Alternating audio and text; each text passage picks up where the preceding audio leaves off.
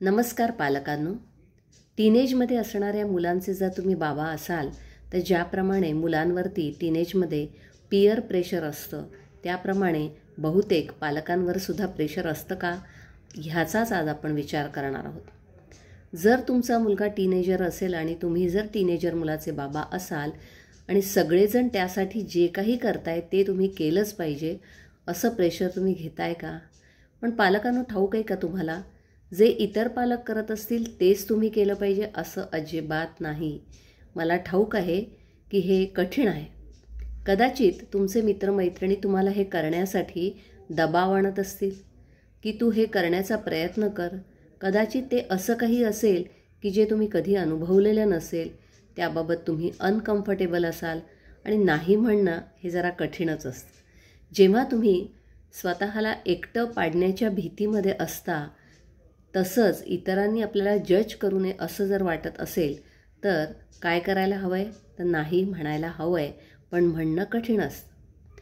कल्पना करा की तुमच्या मित्रमैत्रिणींनी तुम्हाला पार्टीसाठी आमंत्रित केलं आणि दुसऱ्या दिवशी जर परीक्षा असती तर ते काय म्हणतील की अरे, एक रात्र मजा केल्याने काय होणार आहे विशेष, काही एवढं नुकसान होत नाही.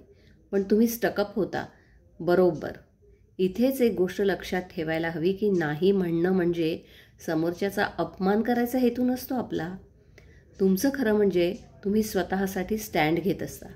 जेव्हा तुम्ही योग्य आणि अयोग्य या दृष्टीने निवड करत असता, माझ्यासाठी काय योग्य आहे असा विचार करता, ही खरं म्हणजे आत्मविश्वासाची बाब असते. लक्षात ठेवा, योग्य वेळी आपल्यासाठी योग्य असणाऱ्या गोष्टींसाठी जर आपण नाही म्हणत असू तर ती सवय लावणं केव्हाही चांगलं आहे. जी तुम्हाला तुमच्या उद्दिष्टांवरती फोकस करण्याची गरज असते हे सांगत असते. मग तुम्ही असं म्हणू शकता की मला आवडलं असतं तुमच्याबरोबर यायला, पण माझ्या प्रायोरिटीज वेगळ्या आहेत. ज्या वेळेला तुम्ही असं म्हणता त्यावेळेला तुम्ही स्वतःशी खरं वागता. कारण तुमचं जे काही नाही म्हणणं असतं ते इतरांच्या वागण्यावर अवलंबून नसतं किंवा म्हणण्यावर अवलंबून नसतं, तर स्वतःच्या प्रायोरिटीजवर अवलंबून असतं.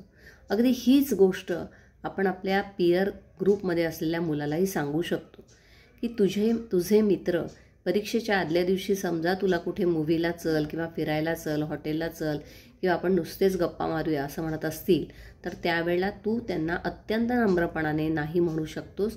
कारण तुझ्या प्रायोरिटीज, तुझी उद्दिष्ट, तुझ्या प्राथमिकता या वेगळ्या असू शकतात. नाही म्हणणं कठीण असलं, त्यात आपल्याला असं वाटतं की आपण समोरच्याचा अपमान करतोय, पण ते असं अजिबात नसतं.